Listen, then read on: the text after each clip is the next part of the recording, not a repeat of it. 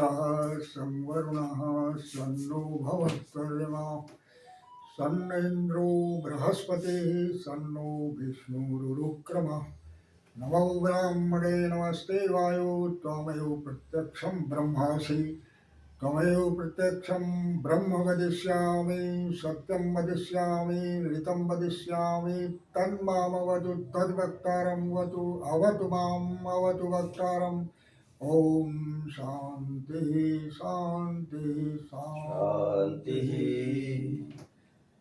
सज्जनों, आज हमारे बीच, हमारे मध्य, आपके समक्ष, आपके सम्मुख बैठे हैं आचार्य पंडित रमेश मिश्र श्री, जो दिल्ली में रहते हैं, आर्य समाज के प्रचारक भी हैं, महर्षि दयानंद सरस्वती श्री के अनन्य अनुयायी और महान विद्वान व्यक्ति हैं। आज हम उनकी विद्वता का लाभ लेंगे, उनसे कुछ चर्चा करेंगे। बहुत सारे विषय हैं जिन पर किसी को सम्यक बोध नहीं है या भ्रमित है, भ्रांत धारणाएं हैं। जैसे ओम क्या है, वेद क्या है, वेद का हमारे जीवन में उपयोग क्या है, आर्य किसे कहते हैं, आर्य क्या है, आर्य कौन थे, आर्य एक सांस्कृतिक शब्द है या एक संज्ञा है किसी जाति विशेष की। बहुत सारी बातों पर आज हम खुलकर चर्चा करेंगे। पंडित जी से, आचार्य जी से आप लोगों को लाभ मिलेगा, आप लोग आनंदित होंगे। तो पंडित जी बहुत बहुत प्रणाम आपको। बहुत बहुत। और सबसे पहले तो हमारे श्रोताओं को ये बताइए कि ये वेद क्या है और हमें क्या लाभ है वेदों से। जन सामान्य के लिए वेद क्या हो सकते हैं और कैसे हम समझे वेद क्या है। वेद शब्द जो है वो ज्ञान का प्रतीक है। विद जाने विद लाभे विद विचारने विद लीलाभे विद सत्तायाम। यानी कि वेद शब्द से ज्ञान की प्राप्ति होती है। वेद कोई इतिहास नहीं है, कोई भूगोल नहीं है, कोई ऐसा कोई विद शब्द से हमारे को ज्ञान की प्राप्ति होती है।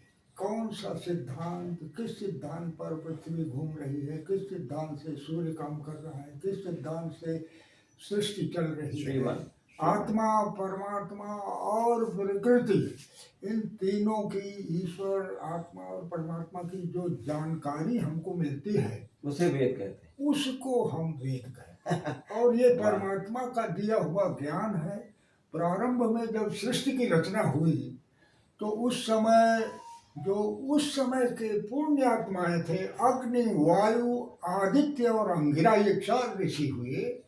इनको परमात्मा ने इनके ज्ञान में वेदों का ज्ञान डाल दिया। और इन 4 ऋषियों ने ब्रह्मा नाम के ऋषि को ये चारों वेदों का ज्ञान, इसलिए ब्रह्मा को चारों वेदों का ज्ञाता कहा जाता है, क्योंकि ब्रह्मा नाम परमात्मा का है और ब्रह्मा नाम के ऋषि भी हैं। जैसे कोई व्यक्ति अपना किसी का नाम होता है ब्रह्मदत्त। अच्छा, वेद में ये हर प्रत्येक मंत्र में जो ओम आता है, हाँ, ओम को भी इसी के साथ समझाइएगा कि ओम, वेद और ओम का क्या संबंध है और हमसे ओम और वेद का क्या संबंध है। आपने बहुत अच्छा प्रश्न किया कि ओम शब्द जो है वो परमात्मा का नाम है और परमात्मा अनेकों नाम से जाना जाता है। जैसे ओम की यदि आप व्याख्या करेंगे तो इसमें 3 अक्षर मिलकर के जो एक ओम समुदाय हुआ है, आ, उ और मा, इन 3 अक्षरों से मिलकर के ओम शब्द बनता है। तो आकार से विराट, अग्नि और विश्व आदि, उकार से हिरण्यगर्भ, वायु और दैवशाली, मकार से ईश्वर, आदित्य और प्रज्ञादि नामों का वाचक और ग्राहक है। इसलिए ओम शब्द जो है वो परमात्मा का सर्वोत्तम नाम माना गया है, क्योंकि इसमें ओम शब्द में 9 नाम जुड़े हुए हैं और अलग अलग नामों से अलग अलग गुण, कर्म, स्वभाव का प्रकटीकरण होता है। जैसे आप कहेंगे कि यो विविधम नाम चरा अचरम जगत राजयति प्रकाशयति सविनाटा, जो विविध प्रकार के जगत को प्रकाशित करता है, इसलिए परमात्मा विराट नाम से जाना जाता है। यह प्रकष्टया चरा अचरस जगतो व्यवहारम जानाति सा प्राज्यो प्रज्ञा, जो समस्त जगत के व्यवहारों को यथावत जानता है, इसलिए परमात्मा प्रज्ञा नाम से जाना जाता है। विसंति प्रविष्टान सर्वाण्याकाशादीन भूतानि यस्मिन् आकाशादि सर्वेषु भूतेषु प्रविष्टा स विश्वेश्वरः, जिसमें आकाश आदि सूर्य चंद्रमा ब्रह्मांड सब समाया हुआ है, जिसके अंदर परमात्मा समाया हुआ है, या कि उसके अंदर ये सारा विश्व समाया हुआ है, इसलिए परमात्मा विश्व नाम से जाना जाता है। अच्छा। गतेत्रयो अर्था है ज्ञानम गमनम प्राप्तिश्चेति पूजनम नाम सत्कारा यो अंचति अंचते अगत्यंगेति वा स्वयं, जो ज्ञान स्वरूप सर्वत्र जानने प्राप्त होने और पूजा करने योग्य है, इसलिए परमात्मा अग्नि नाम से जाना जाता है। ज्योतिर्व हिरण्यम तेजो व हिरण्य तैत्रो सतत ब्रह्मणे यो हिरण्यानाम सूर्यादीनाम प्रकाशयति सा हिरण्यगर्भ, अर्थात हिरण्यगर्भ सूरज को भी कहते हैं, जो सोने के समान चमकता है और समस्त जगत को प्रकाशित करता है, और जो सबसे पहले परमात्मा विद्यमान भूत से जाता है पतिरेकाशिव सदाधार पृथ्वीम द्यामुते माम कस्मे देवाय हविषाविधिम, अर्थात वह परमात्मा सृष्टि के पहले भी विद्यमान था और जब प्रलय हो जाता है तो भी विद्यमान रहता है, इसलिए परमात्मा हिरण्यगर्भ नाम से जाना जाता है। सूरज चंद्रमा जितने ग्रह नक्षत्र सितारे ब्रह्मांड है, वो सब परमात्मा के गर्भ में समाया हुआ है। हिरण्यगर्भ इसलिए उसको हिरण्यगर्भ है। समवर्तताग्रे भूतस्य जाता है पतिरेकासीत् सदाधार पृथ्वीम द्यामुते माम कस्मे देवाय हविषाविधिम, अर्थात वह परमात्मा सब में व्यापक हो रहा है और पहले से ही विद्यमान है और अंत में भी विद्यमान। सृष्टि प्रलय होना दिन रात के समान है, इसको एक सृष्टि और एक प्रलय कहते हैं। वो ब्रह्म दिन और ब्रह्म रात्रि के समान माना जाता है। इसी प्रकार के एक महीना को ब्रह्म महीना और इसी प्रकार के 100 वर्षों को ब्रह्म वर्ष कहा जाता है। अच्छा, ये आर्य शब्द क्या है? इसका दयानंद सरस्वती श्री के अनुसार इसका क्या अर्थ है? क्या हम समझे, उन्होंने क्या समझाया आपको कि आर्य शब्द का अर्थ होता है यो आर्यान मिमीते मान्यान करोति सा आर्यमा, अर्थात आर्य शब्द श्रेष्ठ को कहते हैं, जो सब श्रेष्ठों से श्रेष्ठ है, इसलिए परमात्मा को आर्य। अच्छा, आर्य शब्द का अर्थ है श्रेष्ठ है। आर्य कोई जाति या कोई जातिवाचक संज्ञा नहीं है कोई। हाँ, आर्य कोई जाति या कोई भी श्रेष्ठ व्यक्ति हो सकता है। अगर आर्य एक श्रेष्ठता का, आर्य अर्थात श्रेष्ठता का एक मानक है, यही आचार्य जी बता रहे हैं। गुण कर्म स्वभाव है। आर्य का अर्थ ये है कि वो व्यक्ति अच्छा है, अच्छे विचारों वाला है और वो जेंटल आदमी है, यानी कि जो विपरीत भावों से लड़ सकता है। अच्छा, इसीलिए यज्ञ जो होता है, याग होता है, वो करना एक श्रेष्ठ कर्म है, इसलिए यज्ञ करने वाले लोगों को भी आर्य कहा जाता है, क्योंकि श्रेष्ठ कर्म है याग। यज्ञ जहाँ का तक यज्ञ का शब्द का अर्थ है, यज्ञ का अर्थ होता है यानी कि सभी प्रकार के जो उत्तम कर्म मनुष्य करता है वो सब यज्ञ के अंतर्गत आते हैं। और यज्ञ करना केवल हवन करने का ही नाम नहीं है। कोई आप उद्योग लगाते हैं, उसमें फैक्ट्री होती है, उसमें भट्ठी होती है, उसमें बहुत से चीज़ों का उत्पादन होता है, लोहा गर्म किया जाता है, भट्ठी में गलाया जाता है, तो उससे गर्डर भी बनता है, सलिया भी बनता है, सीटें चद्दरें भी बनती हैं। तो ये भी एक उद्योग है, यानी कि जो यज्ञ शब्द, आर्य शब्द का अर्थ है यो आर्यान विनीते न्यायाधीशान मान्यते स आर्यमा, अर्थात जो सब न्यायाधीशों का भी न्यायाधीश है वह परमात्मा।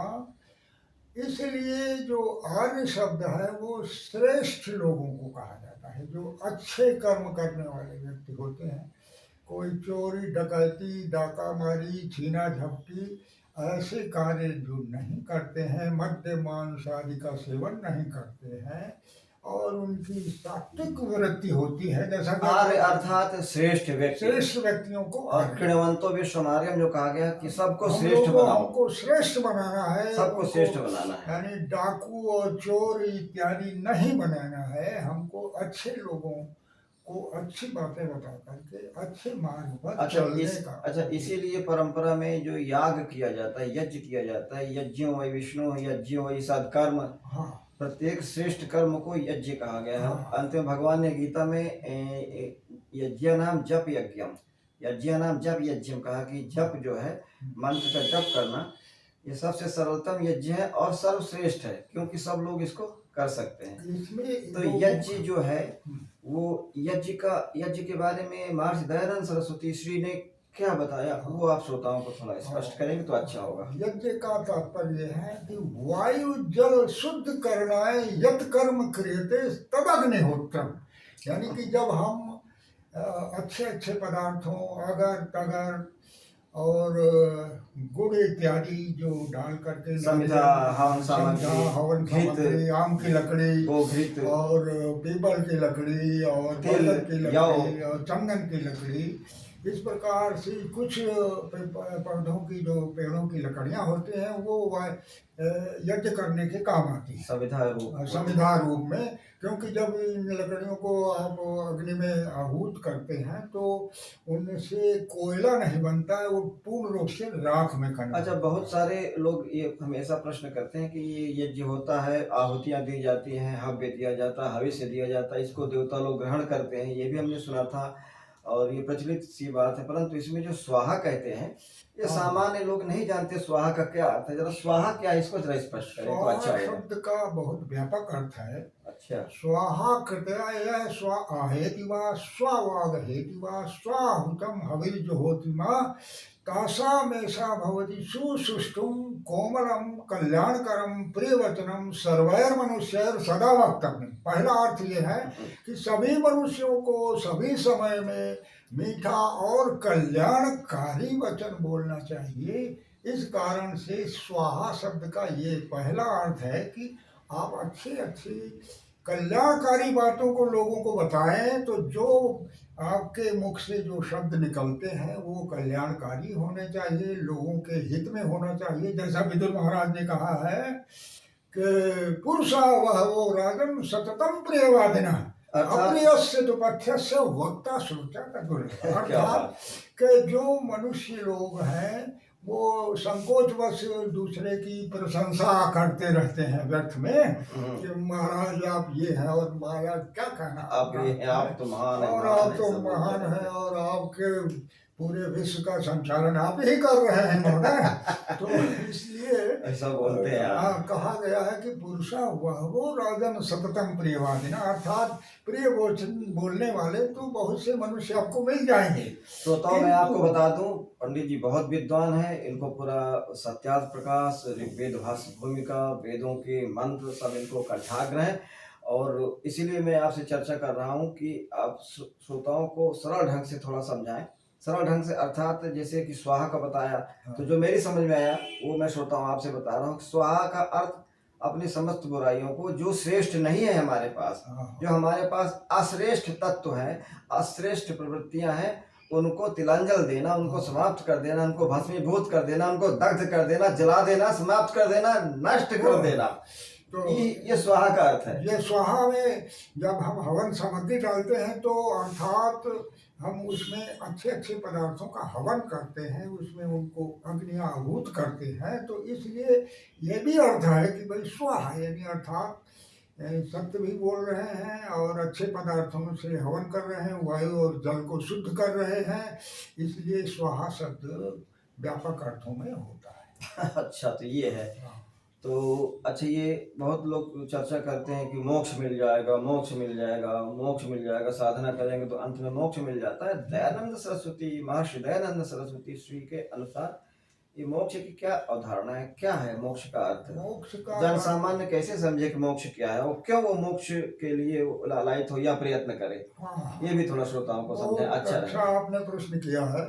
मोक्ष शब्द का अर्थ होता है कि मुक्त हो जाना, किसी परेशानी से आपको मुक्ति मिल जाए, तो इसलिए उसको मोक्ष कहते हैं।